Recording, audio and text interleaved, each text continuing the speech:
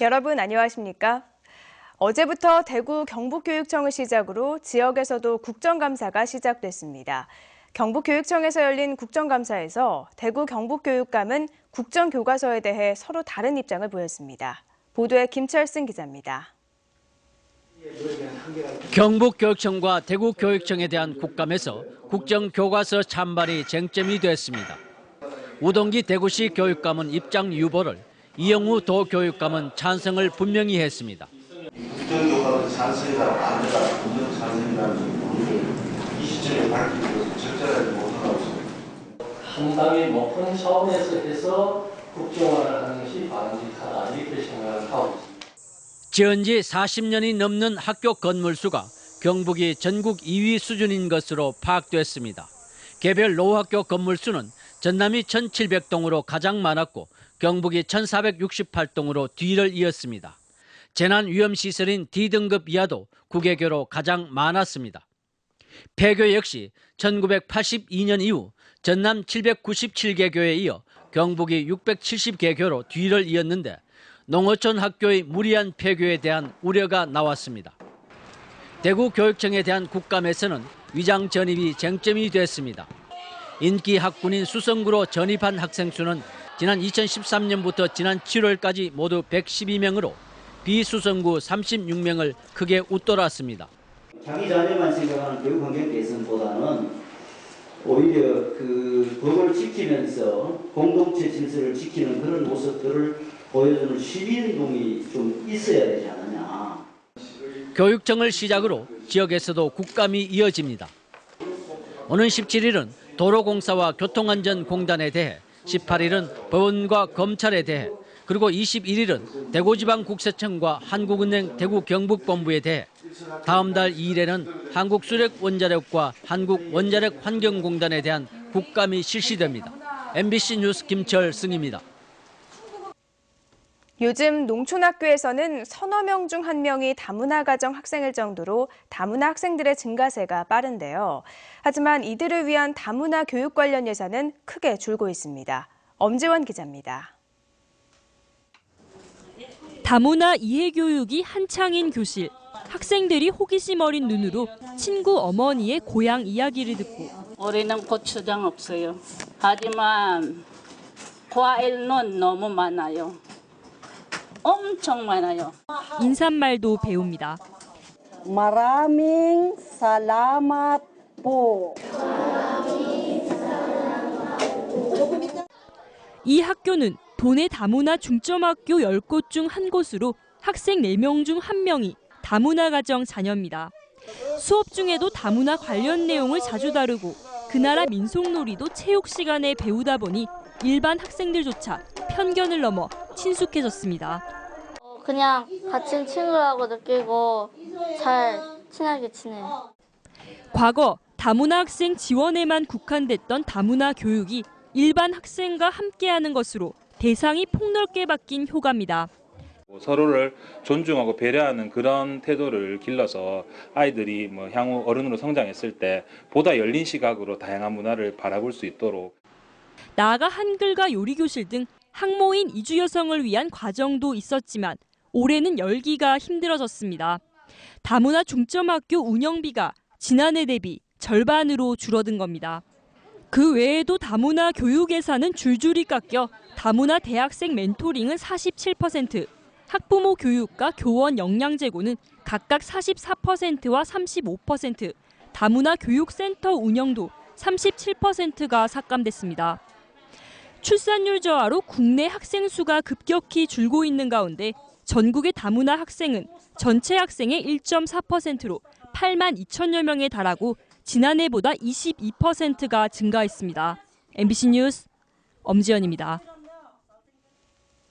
분초를 다투는 심정지 환자를 위해 자동 제세동기를 갖춘 소방차와 구급차가 동시에 출동하는 펌뷸런스 제도를 경북 소방본부에서 운용하고 있는데요.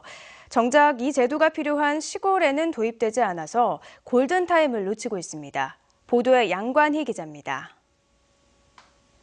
소방 펌프차에다 자동 제세동기와 호흡 마스크까지 갖춘 펌뷸런스를 소방대원들이 꼼꼼히 점검합니다. 경북 소방본부는 심정지 환자 해당 지역에 구급차가 없을 때 이 같은 펌뷸런스와 다른 지역의 구급차를 동시에 출동시키는 펌뷸런스 제도를 시행 중입니다. 소방대원이 펌뷸런스에서 심정지 환자를 먼저 응급조치하고 다른 지역의 구급차로 이송하는 제도입니다. 심정지 환자를 구할 수 있는 시간, 골든타임은 4분이기 때문에 최대한 신속히 대응하기 위해서입니다. 하지만 정작 이 제도가 필요한 시골 외진 곳에 소방펌프차만 있는 1인 지역대에는 도입되지 않고 있습니다. 어디서 오게 되는 거죠? 성남에서 오고 이제 부산에서 구급차가 있어요. 그럼 이제 세길 나가 이러면 10분, 15분은 오겠죠. 지난해 경북 1인 지역대 근처에서 발생한 심정지 환자 65명 중 61명은 1인 지역대보다 3배나 먼 평균 13km 떨어진 119 안전센터 구급 차량을 기다렸습니다. 지난해 2월 포항시에선 심정지 환자가 9km 떨어진 곳에서 출동한 구급차를 기다리다 숨지기도 했습니다. 당시 환자와 500m 떨어진 곳에 1인 지역대가 있었지만 자동 제세동기를 갖춘 펌뷸런스가 없다 보니 신속한 대응이 불가능했습니다. 대형 면허에다가 그다음에 2급 저희가 구급 유자격자를 해야 되니까 그 자격자 만족하시는 분이 생각보다 많이 없습니다. 국민안전처의 조사에 따르면 펌뷸런스가 관내 구급차보다 현장에 5분 이상 빨리 도착한 비율은 41%나 달했습니다. MBC 뉴스 양관입니다. 포항 테크노파크가 벤처기업과 함께 지역의 농특산물을 활용한 고부가 가치 식품을 잇따라 출시하고 있습니다. 전문적인 연구를 통한 시제품 개발부터 홍보, 마케팅까지 지원하면서 사업화도 활기를 띠고 있습니다. 임재국 기자가 보도합니다. 항산화 기능이 탁월한 죽장 오가피 열매와 죽장 사과를 활용해 만든 음료입니다. 포항 부츠와 장기 산딸기를 이용한 스프레드와 양갱 등 다른 식품도 개발됐습니다. 포항 테크노파크가 첨단 연구시설을 활용해 농특산물의 새로운 기능을 밝혀냈고 입주 기업이 제품으로 만들어 출시한 것입니다. 1인 창조기업으로서 이제 많이 연구나 그다음에 기술 개발 쪽으로 많이 부족한 부분들이 많은데 그거를 포항 테크노파크에서 직접 또 이제 연구랑 또 이렇게 연계를 해주셔서 참 작은 이런 저희 같은 벤처기업한테는 큰 도움이 되고 있습니다. 이 밖에 천연부츠 과메기 비누와 발효 오가피 한방차 등 5개 기업에서 지역 농특산물을 이용해 10여 종의 식품을 개발했습니다. 포항 테크노파크가 지난 2013년부터 경상북도와 포항시의 지원을 받아 시작한 지역 특산물 고부가 가치화 사업의 결과입니다. 출시된 제품은 지역 기업의 기술 이전을 하고 저희 포항 테크노파크가 가지고 있는 자금 지원 네트워크 그리고 홍보 네트워크를 통해서 사업화를 촉진을 할 예정입니다. 시제품이 잇따라 출시되자 포항 테크노파크는 개발한 제품에 대한 홍보와 마케팅을 강화하고 바이오 산업 신기술의 활용 범위를 확대하기로 했습니다. MBC 뉴스 임재욱입니다. 새정치민주연합 주승용 의원은 국정감사 자료를 통해 정부의 온누리 상품권의 판매 의지가 부족하다고 지적했습니다. 주 의원은 박근혜 대통령이 대선 공약으로 2017년까지 온누리 상품권 연간 판매액을 1조 원까지 늘리겠다고 했지만 중소기업청이 올해 판매 목표를 4천억 원으로 잡은 데 이어 내년도에도 4,500억 원으로 목표로 해 의지가 부족하다고 주장했습니다. 또 개인과 공공부문, 중소기업의 온누리 상품권 구매는 해마다 늘고 있지만 대기업의 구매는 줄고 있다고 지적했습니다. 포항시가 추석을 앞두고 오는 25일까지 포항시 온라인 농특산물 직거래 장터 포항마켓에서 전 품목에 대해 10% 할인을 실시하고 신규 회원에게는 3,000원권 임원이를 지급합니다. 포항마켓은 지난 2013년에 개설된 온라인 장터로 110여 개의 농가가 입점해 연간 1억 2천여만 원의 매출을 올리고 있습니다. 한편 포항 명품식품협의회 소속 24개 회원사들도 오늘과 내일 이틀간 포항 죽도동 소재 포항 특산물 상설 판매장에서 전통 한과와 된장, 오가피 음료 등을 할인 판매하고 홍보 활동을 벌입니다. 경상북도 농업기술원은 추석을 앞두고 벌초를 위한 예치기 사용이 늘어남에 따라 안전사고 예방에 각별한 주의를 당부했습니다. 도 농업기술원은 사고의 대부분은 사용자의 부주의에서 비롯된다며 사용하기 전에 보호 안경과 무릎 보호대 등 보호구를 착용하고 칼날에 점검하는 것이 중요하다고 강조했습니다. 한편 2011년 농촌진흥청 조사에 따르면 예측이 100대당 안전사고 발생 빈도는 0.16건으로 경운기 트랙터 다음으로 많고 사고의 대부분은 부주의 등 인적 요인에 의해 발생한 것으로 나타났습니다. 포스코가 추석 명절 전후로 선물 반송센터를 운영하고 선물 대신 감사의 마음 나누기 캠페인을 펴니다. 선물 반송센터는 명절 마지막 날인 29일까지 포항과 광양, 서울에서 운영하며 반송이 어려운 물품은 사외에 기증하거나 사내 경매 후 수익금을 사회공헌기금으로 기탁합니다. 포스코는 지난 2003년 윤리규범을 선포한 이후 명절에 선물을 주고받지 않는 캠페인을 펴오고 있습니다. 지난 7월 대구 경북의 제조업 생산이 큰 폭으로 하락했습니다. 한국은행 대구 경북본부가 조사한 지역 실물경제 동향을 보면 지난 7월 제조업 생산이 지난해 같은 달보다 6% 하락했습니다.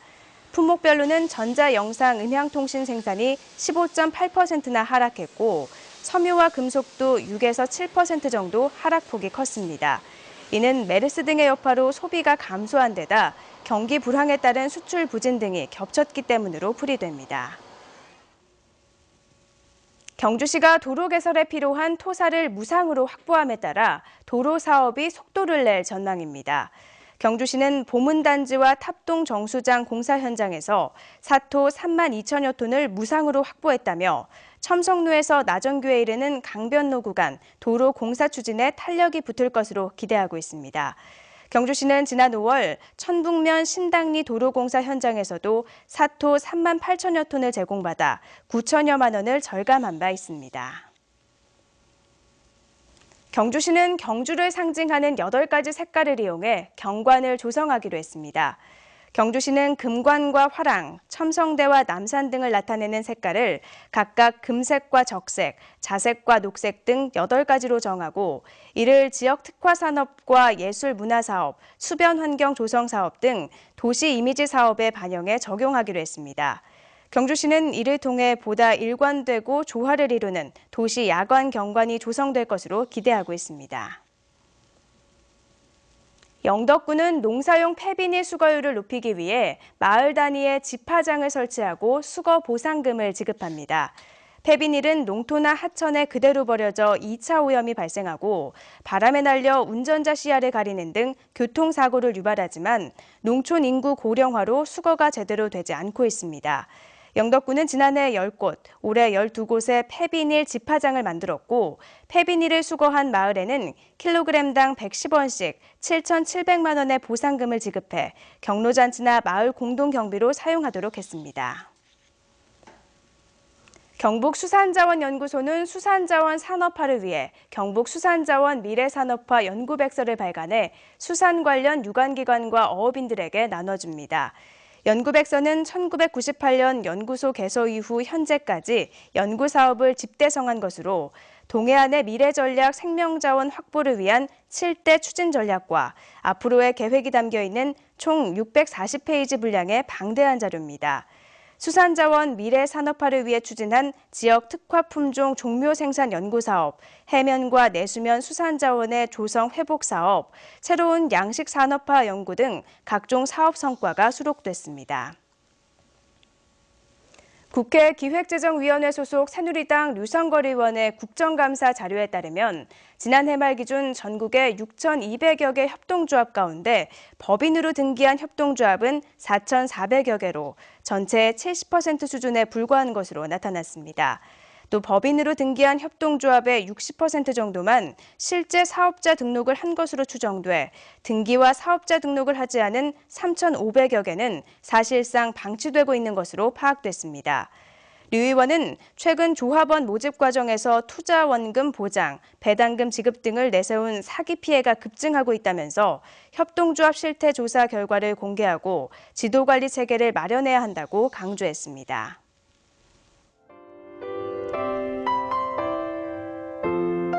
네, 이제는 큰 일교차 때문에 옷차림에도 신경이 쓰이실 텐데요. 오늘도 아침과 낮의 기온 차이가 크겠습니다. 오늘 경북 동해안 지역 아침 기온이 영덕, 경주 12도로 낮았는데요. 한낮에는 포항과 경주 24도까지 오르겠습니다. 하지만 가을바람이 불어오면서 낮에도 조금 선선하겠습니다. 특히 경주에서는 최대 초속 6m의 바람이 불어오겠는데요. 고기압의 영향으로 구름이 지나면서 쾌적한 가을 날씨가 되겠습니다. 자세한 지역 날씨 알아보겠습니다. 오늘 경북 동해안 지역은 고기압의 가장자리에 들면서 구름 많겠습니다. 아침 기온은 12도에서 17도로 시작했는데요. 낮 최고 기온은 22도에서 24도가 되겠습니다. 울릉도와 독도도 구름 많이 지나는 가운데 바람이 약간 강하게 불겠습니다. 아침 기온은 울릉도 16도, 독도 19도였는데요. 낮 최고 기온은 21도가 되겠습니다. 동해 전해상 구름 지나는 가운데 약간 강한 바람이 불겠습니다. 파도는 0.5에서 2.5m로 일겠습니다. 수요일과 목요일에는 기압골의 영향으로 비가 오겠습니다. 낮 기온은 조금 더 낮겠습니다. 날씨였습니다. 이상으로 뉴스투데이를 마칩니다. 고맙습니다.